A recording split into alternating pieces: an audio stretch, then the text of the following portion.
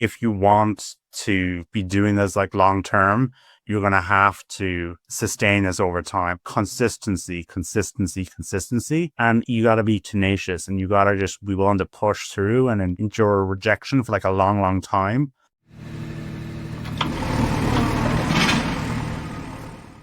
What's up, everybody? Mason McDonald and Dan Haberkost here with another episode where we've got a pretty fantastic guest that is remarkably similar to us. He just sounds cooler talking about what we do because he's got a cool accent. But before we intro him, Dan, how are you doing? I'm good, man. Closed a nice deal today, heading into Thanksgiving. It was fun talking to another competent land guy, and yeah, just trying to ramp up acquisitions heading into 2026. On that note, we had Ciaran Sheil on the podcast today, and he has a land business like Mason and I, but what's unique about him is he's doing it from Ireland. Not only that, he started in 2019 when he was 19, which is crazy to think, and has really scaled into quite the operation. So we talk about what that progression looked like, how he's managed to manage this from Ireland, where he's doing deals, what types of deals he's doing, how he's scaling his team, and where he sees the business going, into the future. So this was a great tactical interview with a lot of good info for anyone doing direct to seller marketing. So let's bring him in. Ciaran, welcome to the show. How you doing? Great. Thanks for having me. Yeah, we're excited. What you've built in a relatively short time is pretty exciting, and especially at your age, you're even younger than I am. So why don't you just give the audience a little bit of background on who you are, what you're doing, and what your business looks like today? Yeah, thanks for having me. You say it hasn't been a long time. It certainly felt a bit longer. I've been doing this for 6 years. I started in 2019, flipping land. I live in Ireland, and I've flipped a couple hundred properties at this point. Buying properties in multiple markets. Started off with direct mail, and then we've added in more marketing channels over time. Going after bigger deals. Done some subdividing. We do some DPA. I've done a little bit of wholesaling. I've done pretty much everything there is to do with land. And I've got my, I've seen it all. I've got my face kicked in on some deals and things like that, but I've had some fantastic highs and lows with the business. It's certainly been like a lot of like takeaways and a lot of, it's just been a lot of fun. It's a really interesting business that's continually challenges me. Yeah. So that's interesting. I didn't realize you had started in 2019. And what you said, highs and lows. It's certainly a business of highs and lows. That's a good way to put it. What got you into it? How did you find land in the States all the way from Ireland in 2019? Yeah, so as the cliche goes, I read Rich Dad Poor Dad, started listening to some real estate podcasts. I was listening to Lifetime Cash Flow, to real estate investing at Rod Cleef, and I got interested in business and entrepreneurship. I met some entrepreneurs in Ireland that had brought companies public, and had I got exposed very young to people that were doing business, and I had various side hustles. I imported phones from the UK, and I sold them on the Irish version of Craigslist. Meeting people at sketchy car parks, selling phones, building websites. I traded shares. I sold some Tesla shares to fund the business, and I've made more than I would have on the appreciation of Tesla shares. But I've been buying and selling crap for the last 15 years. So I'm 25 now, but I've just always had a fascination with real estate, and I think a big influence was seeing the financial crisis in Ireland. I kind of grew up. I grew up hearing stories about people, having difficulty from I got interested about how property works because I heard people buying properties, and the financial crisis hit Ireland very, very hard. And then listening to US podcasts about real estate investing, I then came across land flipping. I was like, oh, I'm 18, I can't afford to buy a house, or 19, I can't afford to buy a house, but I can buy a piece of land. And the course I did, Land Academy, they Steve and Joe were in, I think they were in California at the time, buying properties all over the country. I'm like, well, if they're a couple of thousand miles away, what's 10,000 miles? Like, what does it matter? They're not at the property anyway. So what's the difference? So I figure that out. There's some things we can get into it about like doing things remotely, but long story short, I figured it out and then have scaled it from there. And it's I just thought it was a really good stepping stone into bigger and bigger things. Yeah. That's so funny that you mentioned the lifetime cash flow. Rod Cleef, that was the first podcast I ever listened to on real estate too. It's really cheesy and there's a lot of bad advice in hindsight, but yeah, that's funny. Yeah, I haven't really got into like the residential real estate. I haven't done the kind of rental stuff. I'm interested in. I'm interested in doing some buy and holds and some commercial property. I just didn't. In hindsight, I'm very happy about how the way things have worked out. Because if I was making a 6, 7, 8% return on rentals, I wouldn't have been able to do this full time like I have been able to. So I was reading this week Morgan Housel, The Psychology of Money, and in that book he mentions how whatever is going on like in the financial world in your pretty much adolescence is what dictates a lot of the investment theses that you have and investment decisions that you have for the rest of your life. So I don't know too much about the Ireland, financial crisis that was going on over there. It sounds like whenever you were younger, but how do you feel like that impacted you in this particular way? Well, massively. So if you can imagine like Detroit, like being affected by the financial crisis, that was what it was like in Ireland. Like people, like teachers had like multiple houses. Everybody was buying property. You can go back and watch old things on TV about like there's nothing safer than bricks and mortar, and it was just this kind of dogma. Like there's people in Ireland. I'm trying to think of the guy's name, but the people running banks borrowing money to buy their own bank shares. So they borrow money from the bank to buy their own bank shares. So there was I learned an awful lot seeing people going through all that, and I think that has really instilled a lot of wisdom, because I got really interested about like how does money work. I was listening to Dave Ramsey learning about mutual funds, exchange traded funds, how diversification, how compound interest works, how running a business works. I got exposed to all that stuff really, really young. Mm-hmm. Like I was selling stuff to people at like 13, 14 years of age, like literally. So I've learned an awful lot. I remember understanding then Keynesian economics, seeing what was happening with these like bailouts, how the monetary system works that supports the national debt continues to increase. So I got really fascinated by economics, and I thought the market was going to crash. But then I've seen that you have modern monetary theory, and how the whole monetary system is all built around debt, and how the increase in money supply has caused like GDP growth and all this sort of kind of like random stuff that seems like isn't really relevant, but it somewhat supports a lot of the businesses that we're doing now. And I think it's been really interesting to understand all that. So that was all the stuff that I was really interested in growing up. Yeah. No, I feel like whenever I can see people having an ability to think in a systems level and understanding how this affects that, means you're typically going to be successful in business, which I can see the way your brain's working. But let's, move forward from past, whenever you're flipping phones on the Irish Craigslist, and flipping, Redbreast and Gold Spot to Americans that pay too much money for it, and jump into your first land deal. What did that look like? Where was it? What'd you buy it for? What'd you sell it for? Dive in.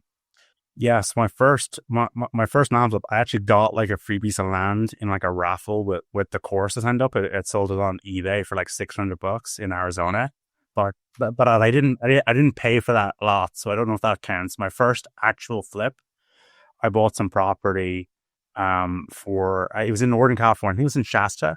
I bought it for like $3,000 and it was landlocked, but I was able to sell the property to the guy that had acreage at the front, and he ran a trucking company. And I sold the property for 12. I bought for 3, sold for 12. And I was like, oh, this was like within 90 days of like starting the program. I was like, oh, this is really good proof of concept. And then I did more and more and more mail. And, I had a run of a number of deals after that. I had a property with some title issues and I was able to resolve that. And then, like that was the start of, back then though, like I sent out like a couple thousand letters and I got a deal. It was there wasn't the sophistication that there is in the market now. I don't know, when did you guys start? I know this is something interesting about me, but 2019? Okay. 21. 21. Yeah. So like, I think back then, if you guys remember, you could send out like blind offers with like prices on it and then enclose a purchase agreement, and they'd reply with like a signed purchase agreement. And I bought properties from people I didn't even talk to, Well, that's true. And I remember I had a window where I could send 1 to 200 mailers in Pueblo West and get a deal that would be, 12 to 20 in profit, which I had no idea what I had.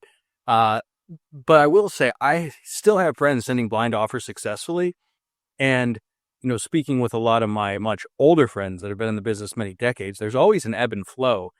And I think we're on the other side of that curve where the prime market saturation, we're past that. I can't tell you how many people I know who've gotten on the business in the last 12, 24 months. 100% agree with you. I think that like last year was very hard for people and the start of this year, but I'm seeing, I think Rocket Print's volume is significantly down on direct mail. People are pivoting into distressed property acquisition or like getting out of the business altogether. So I think that now that kind of blue ocean is there. Like there's always going to be an ability to make money in any market. But what's happened over the last few years is people that have got priced out of flipping houses are moving into the land stuff because it's lower competition. And now it's becoming more competitive because that's the way this whole thing works. But I think that there's going to be a good opportunity here.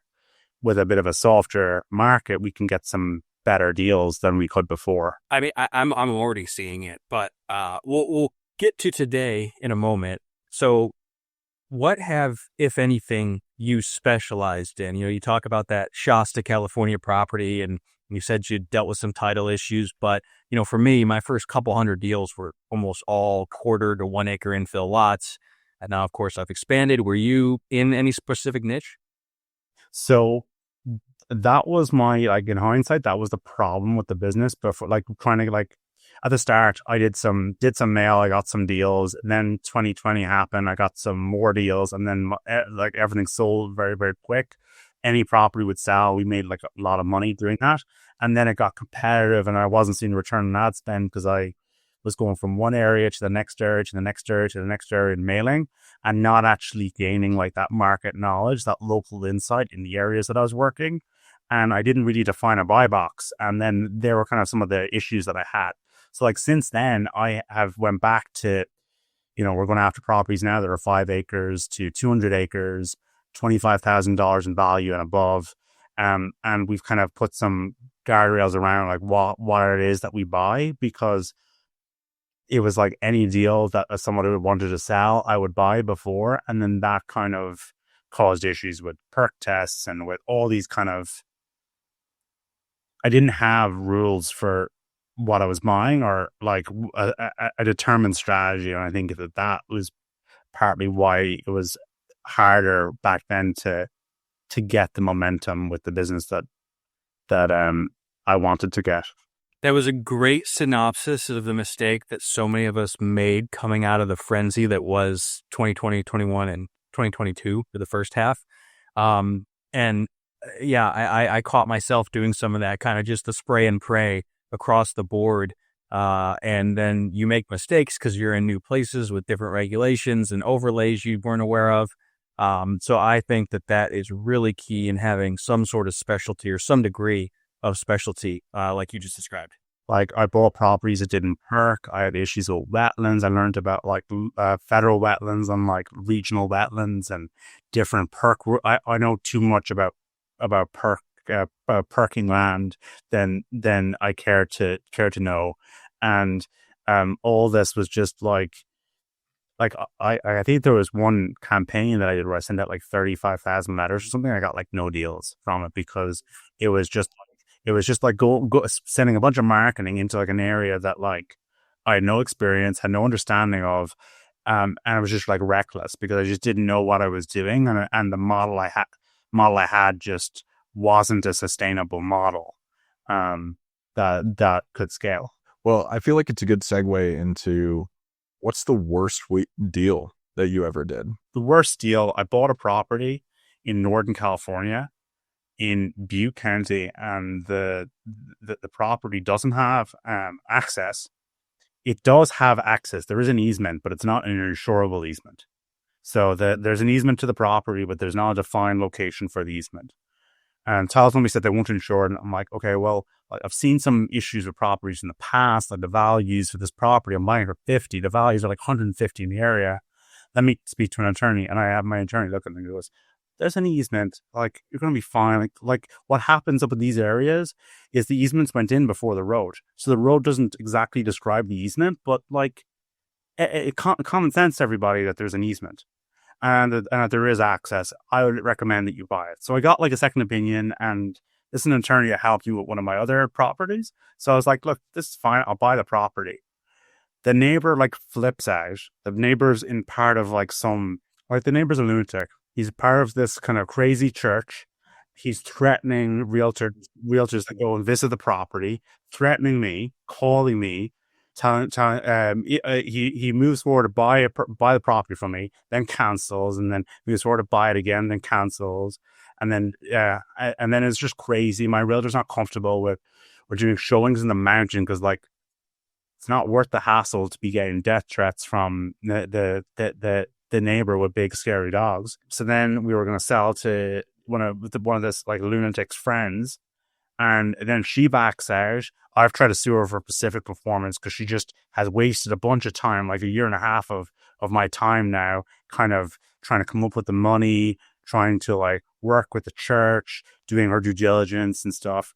And the first attorney I hired like died. After we were trying to do like try to have him look at the easement, he died of a heart attack. Like he's like 78 or something. It was just it wasn't related to it wasn't related at all. But he died. Then I handed it over to another attorney.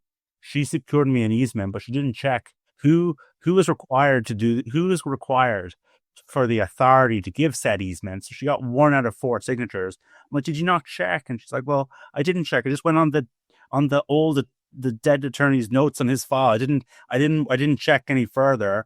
And now I'm on attorney 3 on this thing. And we've been going to court, and I'm still dealing with it.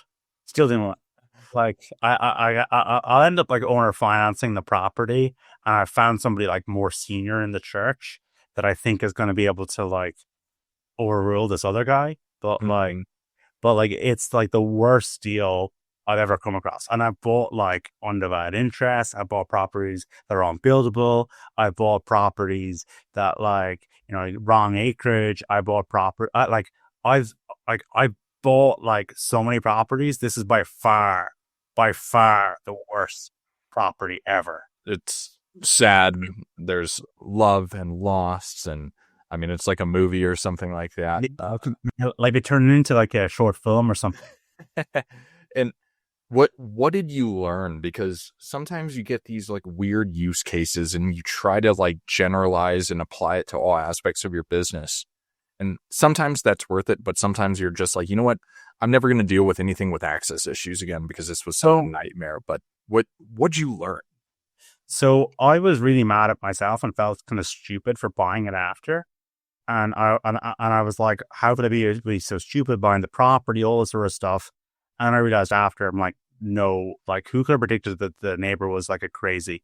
Like that's not on me. Like I kind of like the Scott Galloway quote of like, nothing's ever as good or as bad as you think it is. So like if you're seeing results in the business, you're not as good as you think you are. You're not as bad as you think you are. And I used that experience to learn about a lot about how access works, how the court system works, And like I had a deal this year that I bought for 30. I secured an easement for 5 and sold for 120,000. And I made like $72,000 on the deal, all because I understood how easements work and how access worked and how to price risk. And the amount of times I've said to sellers, hey, yeah, like, you know, I'm sure you can get access to the property. Like they'll say to me, oh, you can't landlock in Arkansas. Well, you know, I've got a case going on like 4 years now. And like, whilst they say you can't landlock in California, go to court and try and prove it. Do you know how much attorneys charge Mr. Seller per hour to deal with this stuff? So I think that I think that it's not that like I shouldn't have bought that property. It's more of I understand like the risk profile with the deals that we're doing and like how to evaluate risk and I might still buy that property again. I just wouldn't have paid as much as I did for it. Yeah. Yeah, I think that's a good lesson, and it's important that you separate the outcome of any specific instance from the evaluation of the decision. You know, the decision itself wasn't a bad decision. Yeah, you have to detach your worth from the outcome. You have to like it's really hard. It's like when you get a deal signed or you get like a big revenue month, you're in like such a good mood. And then when you have like a month where you have to write a check to run the business, and this is reality of the business, is it can be crushing, and you have to just try and think logically and like, you know, have good reserves in the business and just kind of like realize that like this is the reality and this is the expectation of this business. This is running a business. It's not for everybody. People don't put up on Instagram all the real estate deals that they've lost money on because they're embarrassed. They don't want to share. But the reality is, if you've done hundreds of deals, you would have lost money on a deal. If you don't lose money on a deal, you're probably not being aggressive enough on buying properties, in my opinion. Yeah, I think that was well said. So let's talk about today and where you're at and what you're doing. You know, you gave us a little bit of the buy box of what you're focused on, but what do your marketing channels look like in 2025? So today, I do direct mail, and we do some texting, and we're going to probably do a bit of cold calling as well. And we're going after areas that I know. So what I did from all those areas that I had marketed to, I ranked the best areas based on days on market and average deal size. And so now I'm maximizing my marketing spend in the areas that we're seeing the best return in. And what I'm trying to do is sort of better price risk. So, you know, focusing in on areas that we know really, really, really, really well.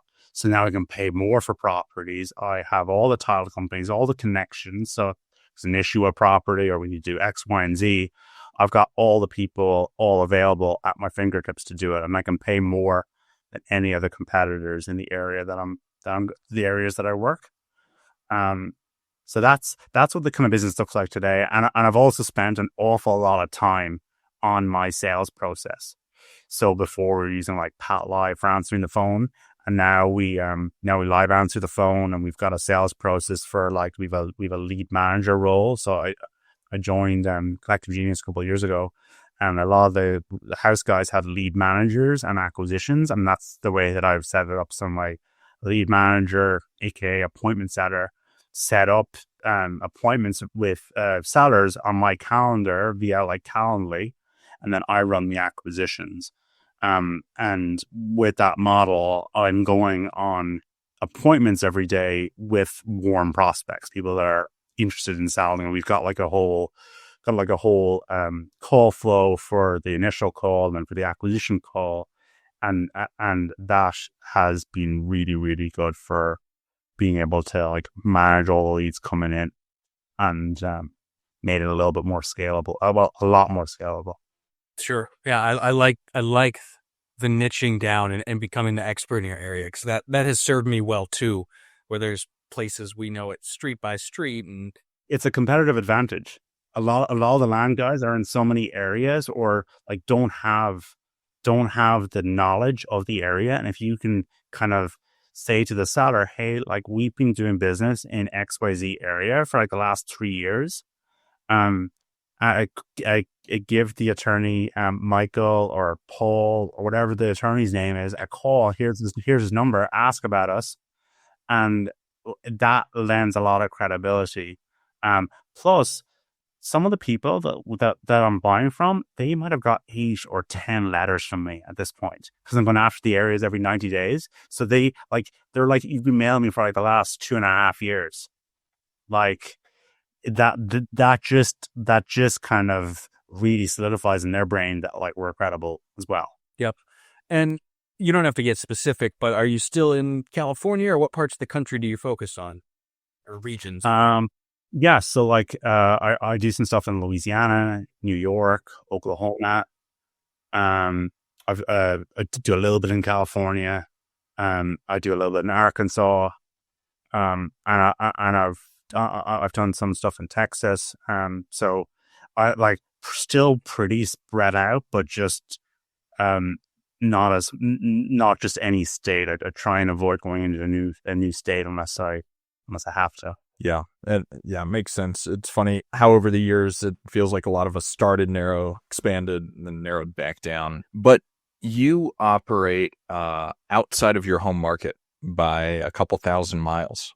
Tell us and tell the audience a little bit about what that's like operating outside of the United States.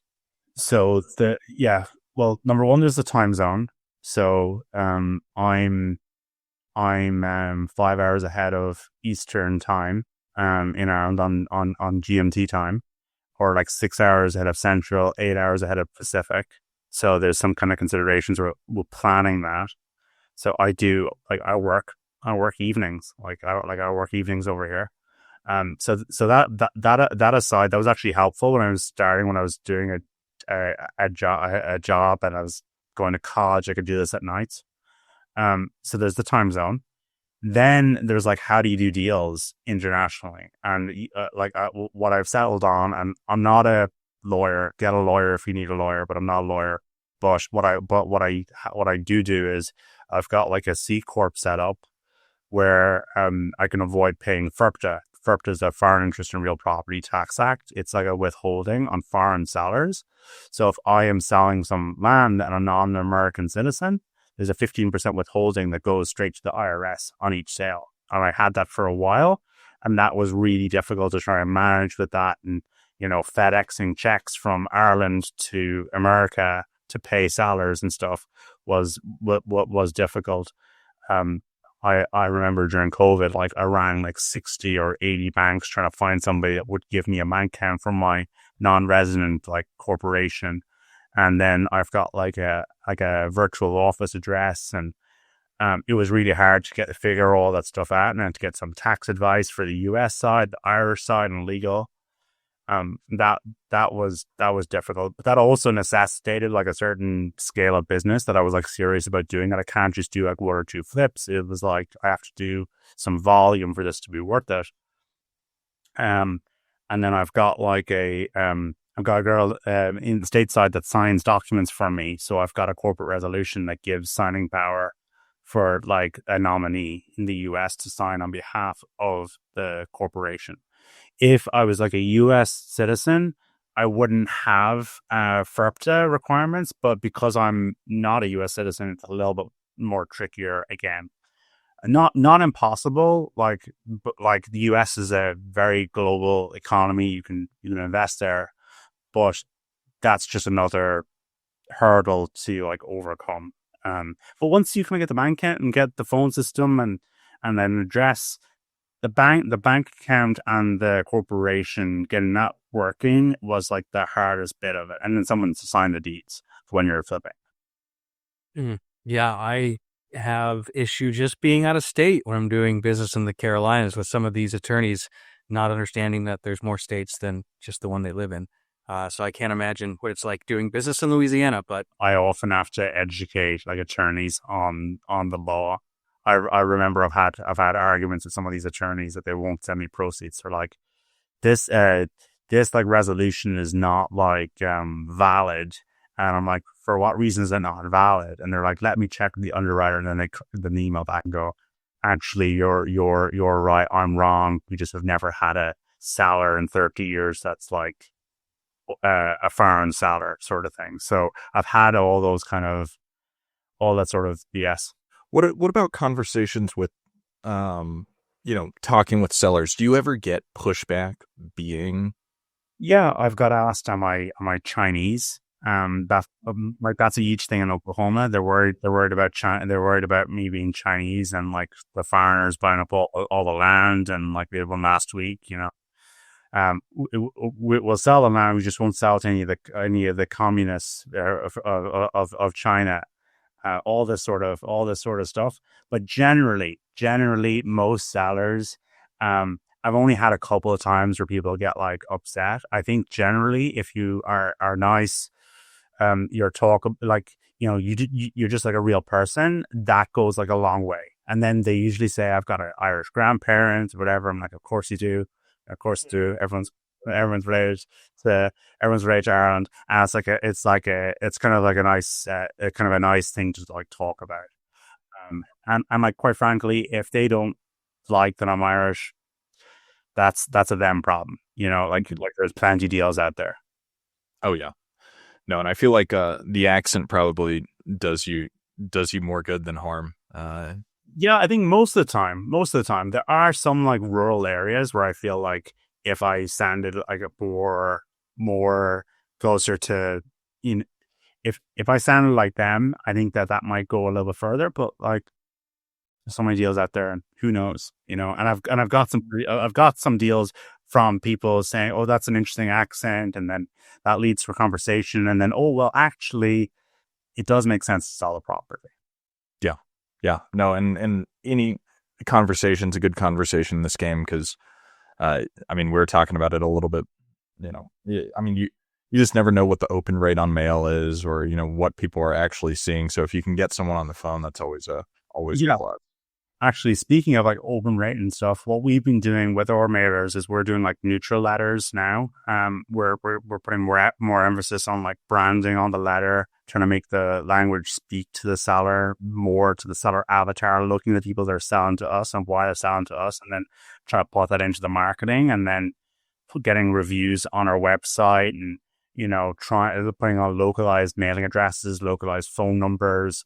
Not having the window envelope, so you have to open the envelope to actually see what it is we're mailing about, trying different colors with the envelope, playing around with like handwritten stuff, all that sort of stuff of being like innovative with the marketing. So it needs to scream like different than all these other people, because like most of these sellers, they're now getting letters like every week or every other week, and we got to stick out in the mailbox.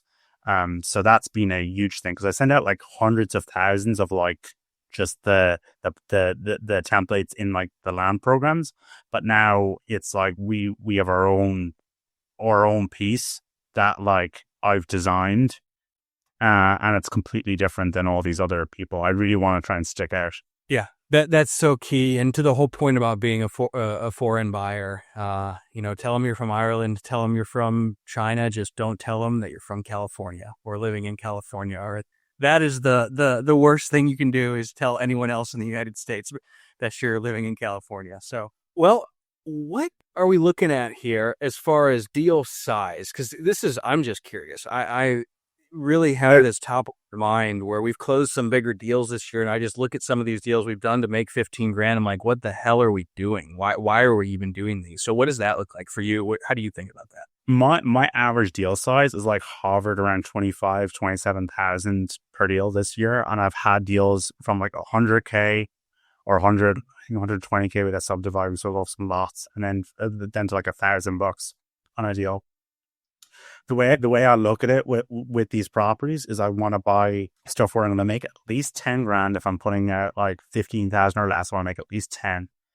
But most of the time, my minimum deal size now is 25K. Profit is what I'm targeting.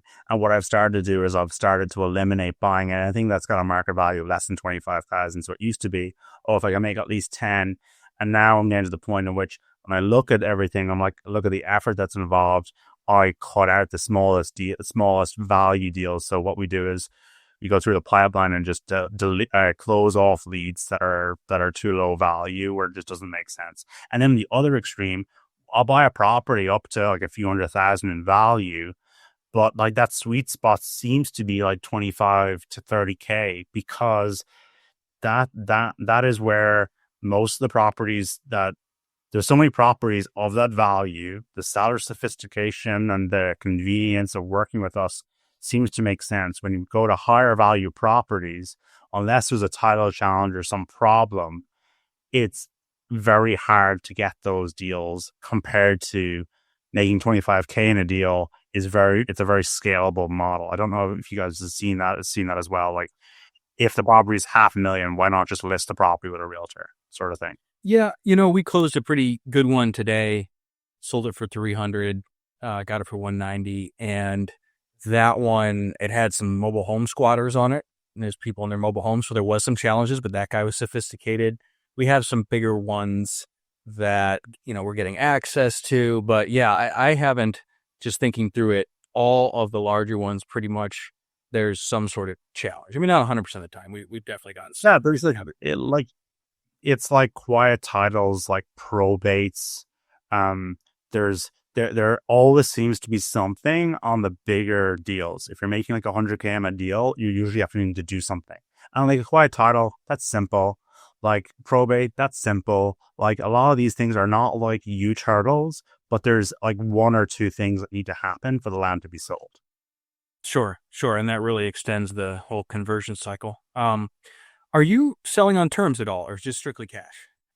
Yeah. So like I've been doing some owner financing on like 20% of my sales, maybe. So I've typically with owner financing to this point, I've been getting 20-30% down and then setting it up with like a financing company like FCI, lender services, or some other kind of a note servicer, like a third party note servicer. So that's truly passive, and it's with like a debt collector to like manage those notes, and that's been helpful for my structure. I don't want to be like chasing you for money. That being said, though, I've started to go after kind of John Jasniak style properties, and taking like lower down payments on some of these properties is what I'm going to start to do now. And I think that kind of lines up with a kind of the slower market of a property I've just bought, 190 acres with 90% seller financing on a 4.5% rate. And I'm going to like wrap that. I'm going to do wraps on that property. Yeah, that's the next model. I know other people, aside from John, that's what I did with the big Colorado parcel we bought this year, and got bank debt. Not 4%. 4% is good. I think we're at right around 7 or just under 7. It's all with the like the sales process is something I did not understand, and it's the biggest kind of it was the biggest kind of oversight that I didn't understand was like a thing with the business until about like year and a half, 2 years ago. And like the way that we get those preferential terms is the seller says no to like my 300K offer and goes, I want X price per acre. Okay, well, like, do you necessarily care about like how we get there? I want 2,500 per acre. If you get me 2,500 per acre, we'll have a deal. What if we do it like this? Like that's how you pitch that is you make sure you go through all the other options, and then you say, this is what we can do for you based on what you've shared with us.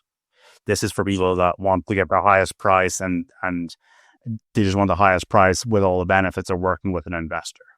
In that case, are you planning to resell on contract for deed on all of them?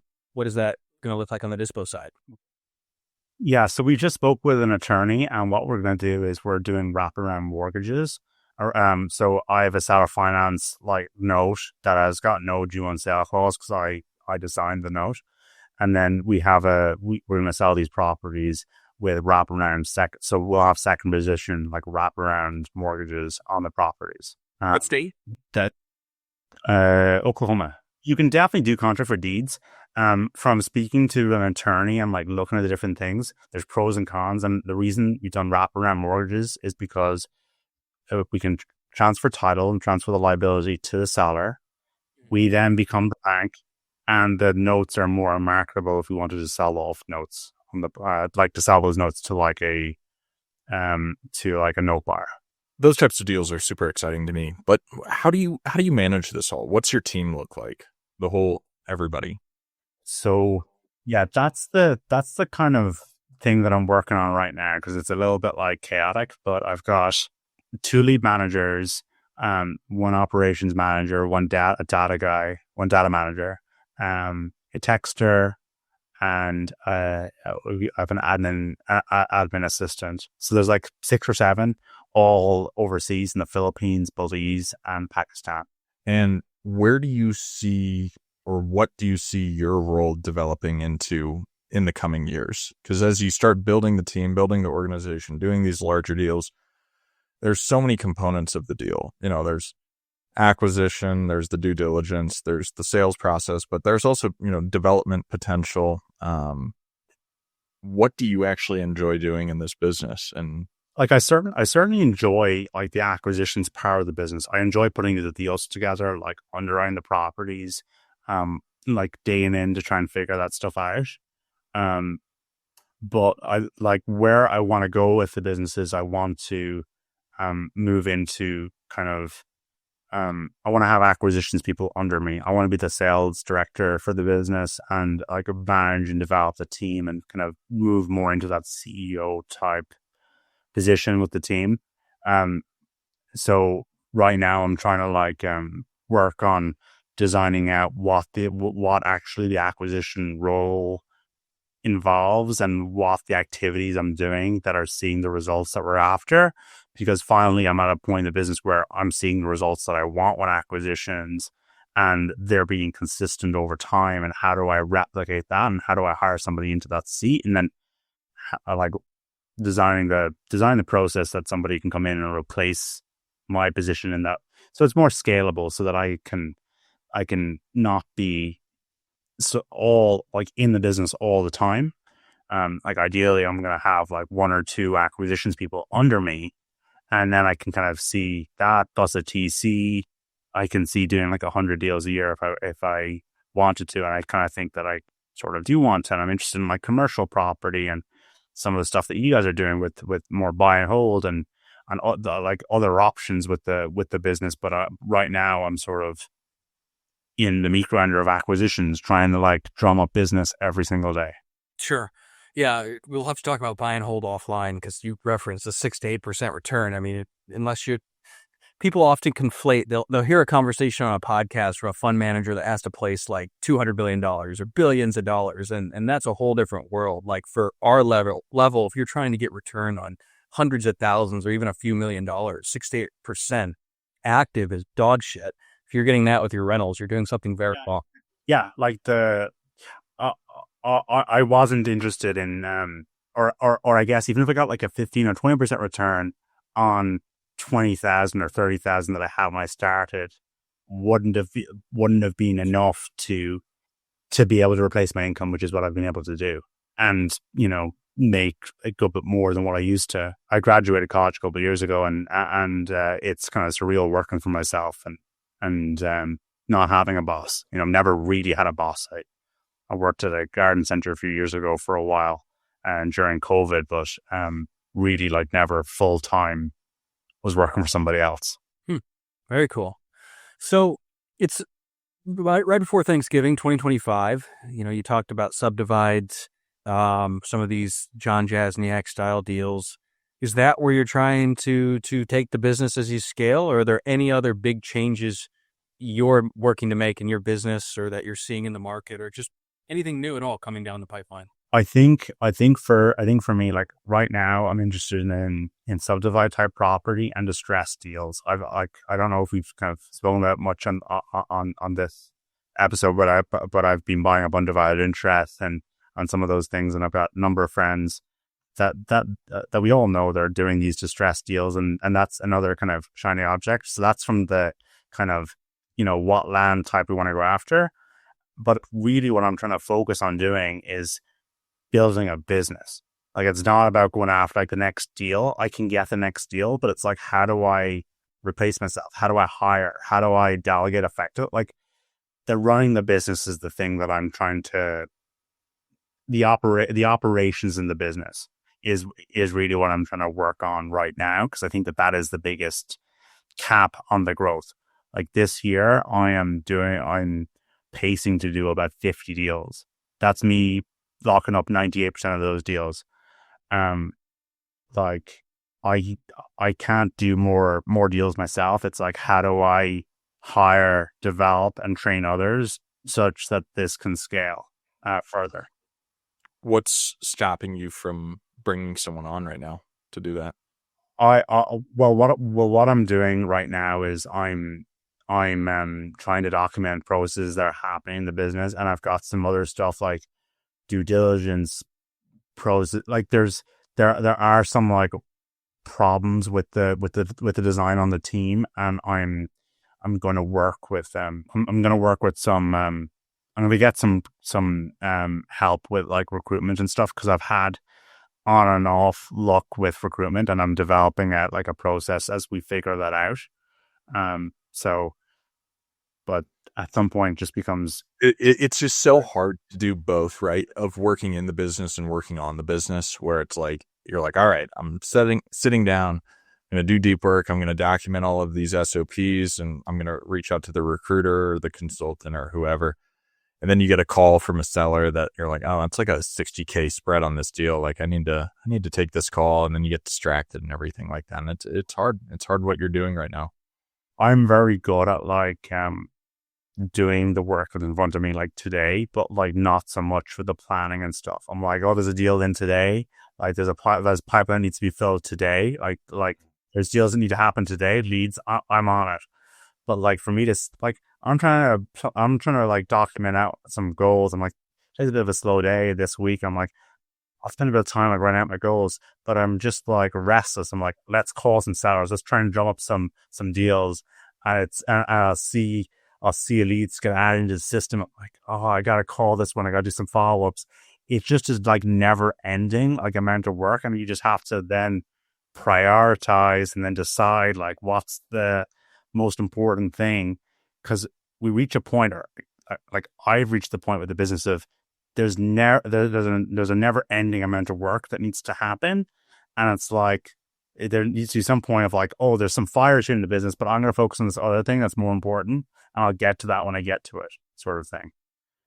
Yeah, I feel like this is where effective use of AI can be really beneficial. I haven't figured it out, so I'm not giving you advice of like all of the stuff you're talking about. You should, I feel like, be able to have a conversation with ChatGPT, use all these, scribe.ai, to develop SOPs and stuff like that, and, train the agents to create all of this, do all of the, ridiculous tasks that there are within this business. Because even with an administrative assistant or transaction coordinator, or lead managers and everything like that, I guarantee you're doing, low dollar per hour tasks within the business.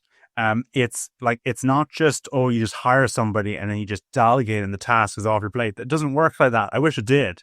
Mm-hmm. But it's like you got to design the process, then you got to show the person you hire how to do it, and then they do it, and then you're looking to work and like, no, I actually meant to do it like this.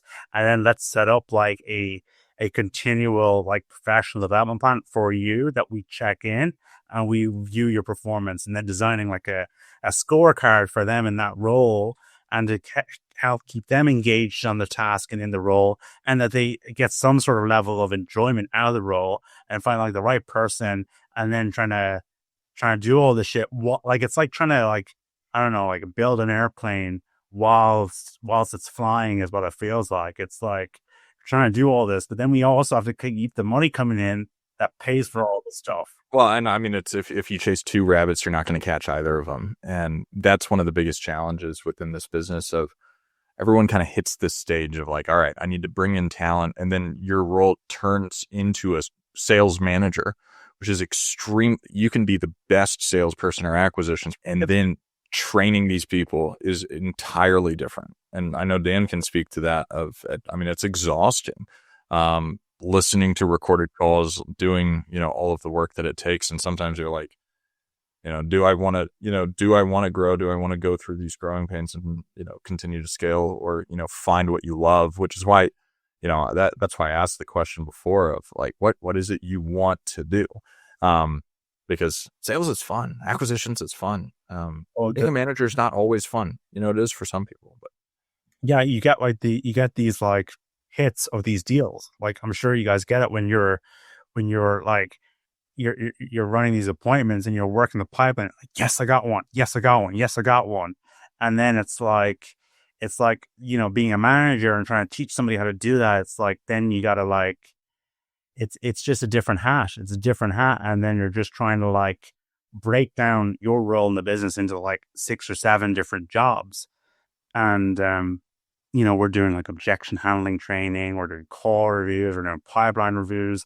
We got all this infrastructure that needs to be developed such that you can quickly hire, train, deploy talent such that the business can do what you want to do. But there's a bunch of other things that need to happen. And it's very hard. And yeah. Yep. And that's why it's easier for many people to just have a job, because we're trying to do 12 different things at once at all times. So I get that. Well, we don't want to keep you too long. Any questions that we haven't asked that you think we should have hit on, or just anything else on your mind that you want to share? Nothing kind of comes to mind. I think the biggest thing is like how badly do you want to do this? Like I talk to people very regularly and see people like, enter and leave the business. I'm like, if you want to be doing this like long term, you're going to have to sustain this over time. I think that is a good attribute that has stuck with me is consistency. And you got to be tenacious, and you got to just be willing to push through and endure rejection for like a long time. To like, I've had very I've had months where I've had no revenue into the business. I'm sure you guys have both experienced that as well. It's not for everybody.